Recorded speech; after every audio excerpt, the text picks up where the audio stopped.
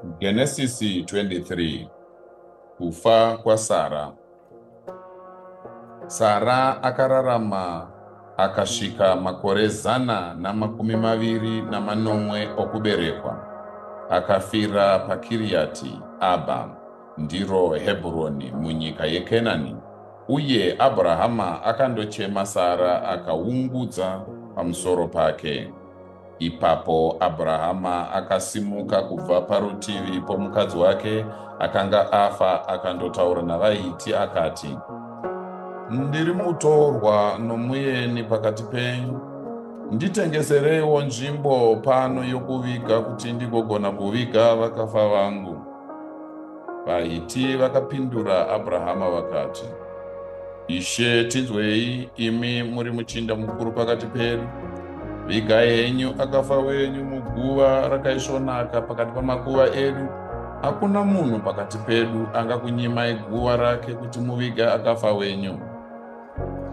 Ipapo Abhurahama akasimuka akakotamira pasi pamberi pavanhu venyika, ivo vaHiti, akati kwavari, kana muchida kuti ndiviga akafa vangu, zvino chindinzwai uye mundikumbirire kuna Efuroni mwanakomana waZohari pachinzvimbo changu, kuti anditengesere bako ramapakera raanaro uye riri kumucheto womunda wake. Mukumbirei kuti anditengesere nomutengo uzere, ive nzvimbo yangu yokuviga vakafa pakati penyu. Efuroni muHiti akanga agere pakati pavanhu vake akapindura Abhurahama. VaHiti vose vakanga vauya pasuo reguta vachizvinzwa.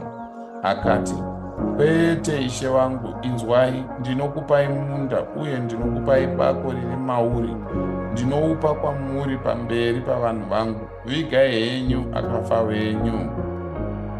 Zvakare Abhurahama akakotamira pasi pamberi pavanhu venyika akati kuna Efuroni vachizvinzwa, nditeererei, kana uchida ndicharipa mutengo womunda.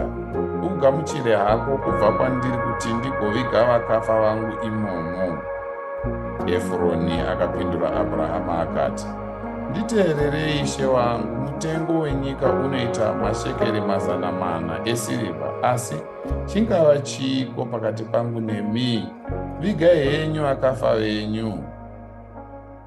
Abhurahama akabvumirana nomutengo waEfuroni, akamuyerera mutengo waakanga areva.